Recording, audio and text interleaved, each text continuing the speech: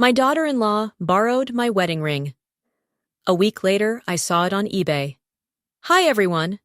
Before we get into today's video, I need your help. We've noticed that the channel's reach has been dropping a bit, and one of the best ways you can support us is by subscribing. It's quick, free, and helps us keep bringing you new and interesting stories. Your support means the world to us, and together we can grow this channel. Thank you so much. Now let's get to today's story. I'm writing from a temporary account for obvious reasons, and I've changed some details to protect my anonymity. I messaged the seller under a fake name and asked where the ring came from. The answer was, from my husband's mother. That's when I knew exactly what kind of war I was fighting. My name is Catherine Holloway, and I am 62 years old. I've been a widow for 7 years, though some days it feels like yesterday that Robert kissed me goodbye before his morning run and never came home. Heart attack, swift and merciless. The doctor said he didn't suffer. I've spent these 7 years learning how to be alone in a house built for two. Our home is a modest colonial in a neighborhood where everyone knows everyone, where the houses hold generations of memories. Robert and I raised our son Michael here. We planted the dogwood tree in the front yard the year Michael was born.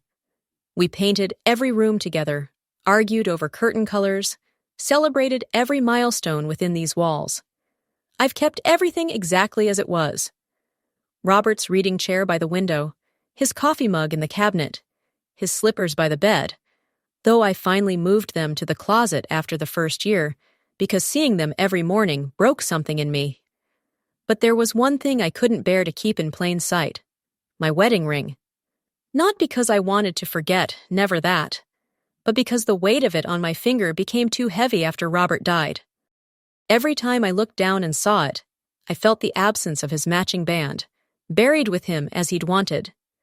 So I kept my ring in a small velvet box in my dresser drawer, tucked beneath silk scarves Robert had bought me over the years. Once a month, usually on the anniversary of our wedding day, I'd take it out. I'd slip it on my finger, close my eyes, and remember. The ring itself was unusual. Robert had it custom-made by a jeweler in Boston when we got engaged 40 years ago. It was white gold with an intricate Celtic knot pattern that wrapped around the band no beginning, no end, eternal. Inside, he'd had it engraved, C+R always, 1983. It wasn't expensive by modern standards. We didn't have money for diamonds and platinum back then, but it was mine. It was us. It was the physical embodiment of 40 years of love, compromise, laughter, and partnership. I would have died before letting anything happen to it. But I never imagined someone would try to sell it on the internet. My son Michael married Vanessa 3 years ago. I wanted to like her. I tried to like her. But there was something about Vanessa that set my teeth on edge from the moment Michael introduced us. She was beautiful, objectively, undeniably beautiful. Tall, blonde, with the kind of confidence that comes from never being told no. She worked in marketing at a tech company and made good money, though not as much as she spent, from what I could tell. The wedding was lavish. Destination affair in Mexico, 200 guests, a price tag that made me wince. Michael had wanted something simpler, but Vanessa insisted. "It's our special day," she'd said, as if the expense justified itself. I bit my tongue. It wasn't my place to interfere. But the comments started early, little jabs disguised as observations. "You have so much space in this house, Catherine. Have you ever thought about downsizing? You could make a fortune selling this place. These antiques must be worth something. My friend's mother sold her old furniture and made enough for a cruise. You should really update your jewelry insurance. Some of Robert's mother's pieces could be quite valuable." Always phrased as concern, always with a smile. Michael didn't see it. Or maybe he did and chose to ignore it. He was happy, and I wanted him to stay that way. So I smiled back and changed the subject. But then Vanessa started visiting more often, always when Michael was at work. She'd drop by just to check on me, bringing coffee or pastries, sitting in my kitchen making small talk. At first, I appreciated it. Maybe I'd misjudged her. Maybe she genuinely wanted to build a relationship. Then I noticed things. She'd walk through rooms, touching objects, picking up photographs, and commenting on the frames. She'd open cabinets, peer into closets, ask pointed questions about provenance and age. "This china is beautiful. Is it an heirloom? Where did you get this painting? It looks expensive. Do you have a will, Catherine? You should really make sure Michael is taken care of." That last one made my blood run cold, but I kept my voice pleasant. "Everything's in order, dear." "Good. You know, a lot of widows forget to update their documents. I'd hate for Michael to deal with legal complications later." Later, as if she was counting down the days until I died. It happened on a Tuesday afternoon in April. Vanessa had called that morning. "I'm coming by around 2. I found a recipe I want to try, and I need to borrow your baking dishes, the big casserole ones." "Of course," I said. "I'll be home." She arrived at 2:15, breezing in with her expensive handbag and designer sunglasses perched on her head. We chatted while I pulled the dishes from the cabinet, wrapping them in newspaper for transport. "I need to use your bathroom," she announced, and disappeared upstairs before I could respond. She was gone longer than necessary, at least 10 minutes. I stood at the bottom of the stairs, listening to the floorboards creak, wondering what she was doing.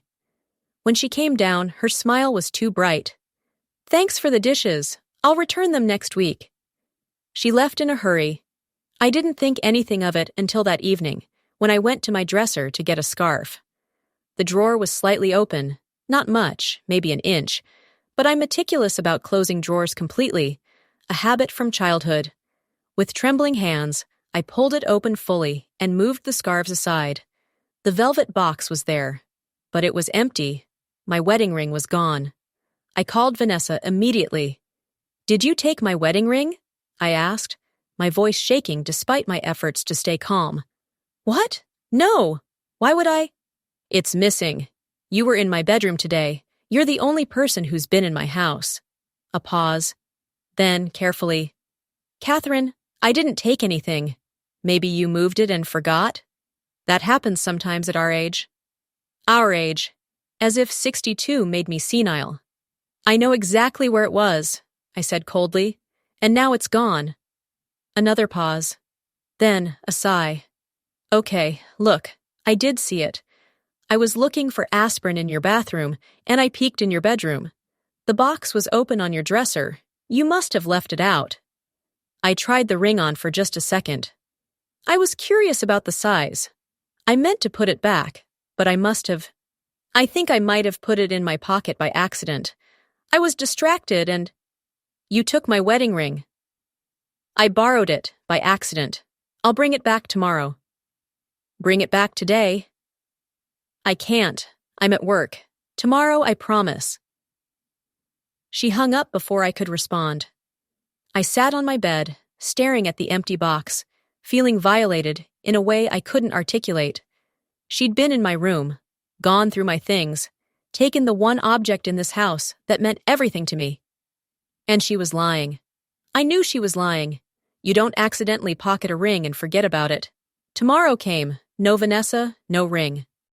I texted her, "Where's my ring?" Her response came hours later. "Sorry, crazy day. I'll drop it off this weekend." The weekend passed. Nothing. I called Michael. "Your wife took my wedding ring." "Mom, she said it was a misunderstanding. She's going to return it." "It's been 5 days, Michael." "She's been busy. I'm sure she just forgot. I'll remind her." But his voice held a note of doubt. He knew something was wrong. He just didn't want to face it. A week after the theft, I was browsing eBay. Not for anything in particular, just killing time, looking at vintage kitchenware. I'd been doing that more lately, trying to distract myself from the growing rage that consumed me every time I thought about my missing ring. I clicked through listings, barely paying attention, when something in the Suggested for You section caught my eye. It was a photograph of a ring. My ring. The Celtic knot pattern was unmistakable, the white gold gleaming in the carefully lit photograph.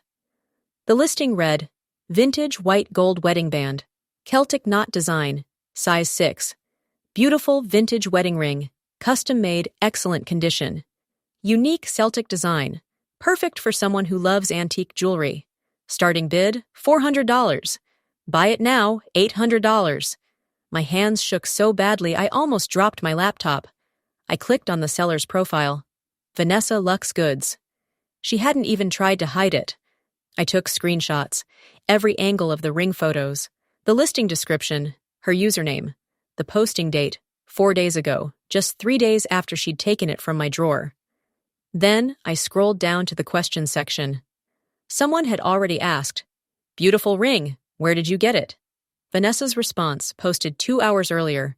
"From my husband's mother. She's downsizing and wanted it to go to someone who'd appreciate it." I stared at those words until they burned into my vision. She was selling my wedding ring, the ring I'd worn for 40 years, the ring that symbolized my entire marriage to Robert. The ring she'd stolen from my bedroom, and she was telling strangers I'd given it to her willingly. I didn't confront her, not yet, because I understood something in that moment, sitting at my kitchen table with those screenshots glowing on my laptop screen. Vanessa thought I was weak. She thought I was a grieving old woman who could be manipulated, gaslit, and robbed without consequence. She thought she could take what was mine, sell it, and face no repercussions. She was wrong. I created a new eBay account under the name Sarah Mitchell, with a new email address and a fake profile. Then I messaged Vanessa through the listing. "Hi, I'm very interested in this ring. It's exactly what I've been looking for. Can you tell me more about its history? I love antique pieces with stories." She responded within an hour. "Thank you for your interest. This ring is approximately 40 years old, custom made in Boston. It belonged to my husband's mother, who recently decided to part with it. It has lovely sentimental value, but she's moving to a smaller home and needs to downsize her collection. The craftsmanship is exceptional. You won't find another like it." I had to read that message 3 times before I could see through the red haze of fury. I responded, "That's wonderful. I'd love to make sure it goes to a good home.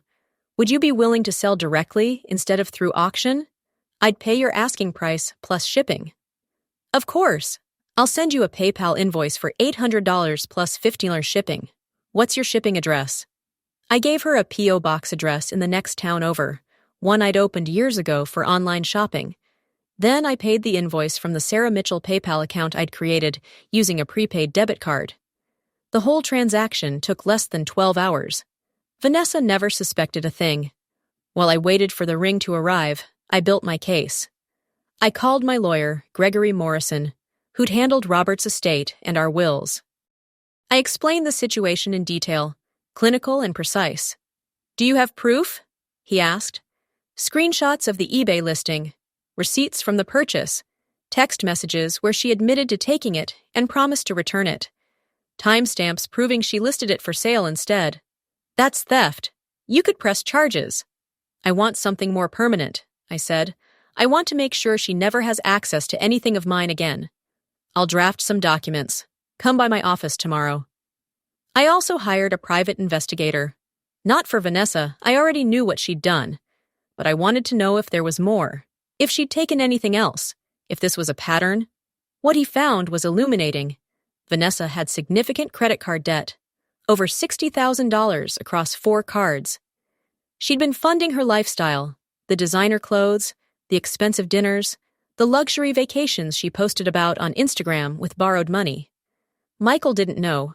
She'd kept separate finances, as she'd insisted when they married. "It's more modern," she'd told him. "We're both independent people." My investigator also found 2 other eBay accounts, linked to her email address, both selling what appeared to be family heirlooms, vintage jewelry, silver candlesticks, a pocket watch. "Where did she get these items?" I asked. "Based on the descriptions, they sound like they could have come from Michael's grandmother, your late husband's mother. Did she have access to those items?" I felt sick. Robert's mother left some things to Michael when she passed. He stored them in our attic. Vanessa knew where they were. She'd been robbing our family for who knows how long. And we'd never noticed. The package arrived on a Thursday morning. I opened it with surgical precision, documenting everything with photographs, the shipping label, the bubble wrap, the small velvet pouch inside. And there it was. My wedding ring. My ring. The one Robert slipped on my finger 40 years ago while we stood in a tiny courthouse with 2 witnesses and a justice of the peace who smiled at us like we were the first young couple in love she'd ever seen. I held it up to the light, checking for damage.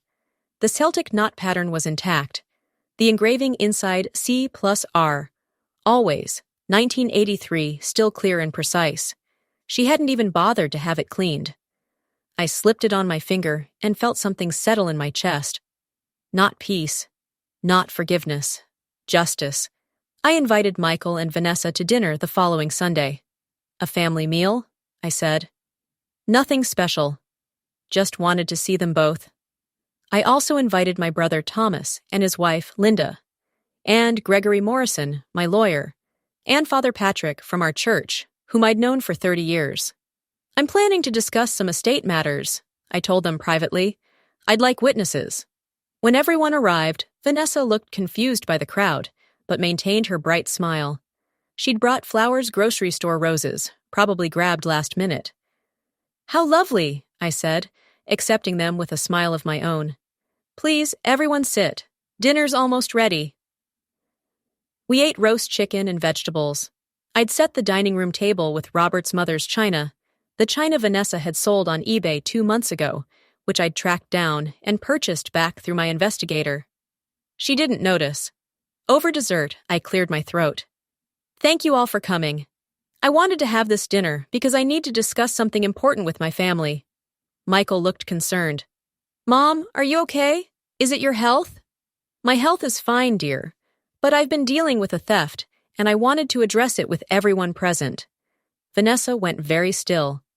3 weeks ago, I continued, my voice calm, my wedding ring disappeared from my bedroom. The ring your father gave me 40 years ago, Michael. The one I treasured above everything else. Mom, I thought Vanessa. Let me finish. I pulled out my phone and connected it to the TV screen I'd set up specifically for this purpose. Vanessa told me she'd borrowed it by accident. She promised to return it. Instead, 4 days later, she listed it for sale on eBay. The screenshots appeared on the screen. The listing, the photos of my ring, the description claiming it came from me willingly. Vanessa's face went white. That's not what happened. I have text messages where you admitted to taking it. I have your listing, under your username. I have the correspondence where you told a buyer me, actually, under a different name, that I had given it to you. I showed them everything. The PayPal receipt, the shipping confirmation, the messages. I paid $815 to buy back my own wedding ring that was stolen from my bedroom. Michael stared at his wife like he'd never seen her before. Vanessa, what the hell? It's not, she said I could borrow it. I have never, in my entire life, told you that you could take my wedding ring, I said, my voice sharp as glass. And I have proof of that in my text messages, where you claimed it was an accident. Father Patrick looked grave. Thomas looked furious. Gregory Morrison was taking notes. But that's not all, I continued. I pulled up the investigator's report on the screen. These are other items sold from your eBay accounts. A pocket watch that belonged to Robert's father. Silver candlesticks from his mother. A brooch I kept in my jewelry box. All sold. All stolen from this house.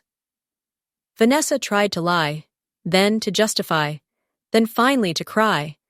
But with everyone watching, with the evidence displayed on a 60-inch television screen, there was nowhere to hide. I needed the money, she finally sobbed. I have debt. I didn't think you'd miss those things. They were just sitting there, collecting dust. They were not yours to take, I said coldly. Michael sat frozen, his face pale. How could you do this? We needed money.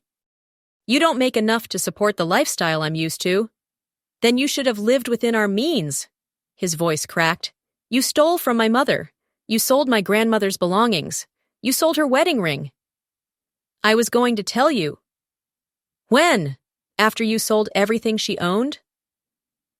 The dinner ended with Vanessa storming out, Michael staying behind, and me sitting calmly at the table while Gregory explained the legal documents I was signing. "This is a revised will," he said, showing Michael the papers.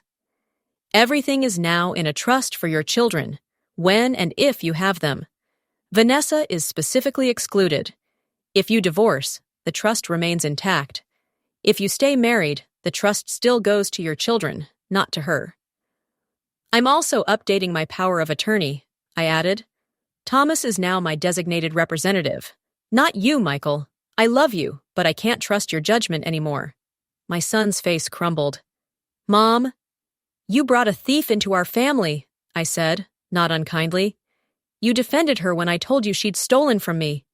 You need to understand that actions have consequences." "I'll divorce her," he whispered. "I'll make this right."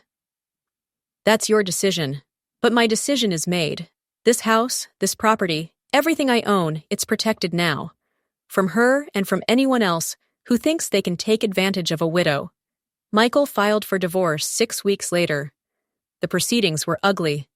Vanessa fought for everything: the house they'd bought together, his retirement accounts, spousal support.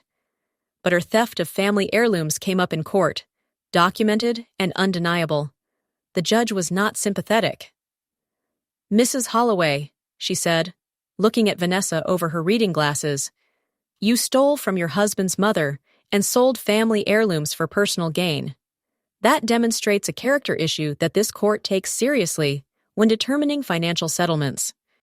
Still, Vanessa got nothing except her own belongings and half of their shared checking account, which, it turned out, had less than $3,000 in it. Michael kept the house. She moved out of state. Last I heard, she was engaged to someone else, someone wealthy enough to support her tastes. I wished him luck. He'd need it. I wear my wedding ring now. Not every day, it's still too heavy for that, too weighted with memory and loss. But on important days, on my anniversary, on Robert's birthday, on days when I need to remember who I am and what I've survived, the ring reminds me that I'm not weak, that I won't be taken advantage of, that I know how to fight, how to plan, how to win. Michael visits regularly now. Our relationship is healing, slowly. He apologized 100 times, and I've accepted it. He was blinded by love, by hope, by the desire to believe the best in someone. I understand that. I was young once, too. But I've also learned, through pain and loss and betrayal, that not everyone deserves your trust. Some people see kindness as weakness. They see grief as opportunity.